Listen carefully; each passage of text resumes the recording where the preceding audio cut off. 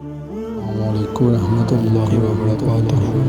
صحیح بخاری حدیث نمبر 83 باب ایمان میں داخل ہیں کہ مسلمان جو اپنے لیے پسند کرے وہی چیز اپنے بھائی کے لیے پسند کرے۔ نبی کریم صلی اللہ علیہ وآلہ وسلم نے فرمایا، تم میں سے کوئی شخص ایماندار نہ ہوگا جب تک اپنے بھائی کے لیے وہ نہ چاہے جو اپنے نفس کے لیے چاہتا ہے۔ صحیح بخاری حدیث نمبر 14 باب رسول صلی اللہ علیہ وسلم سے محبت رکھنا بے ایمان میں داخل ہے۔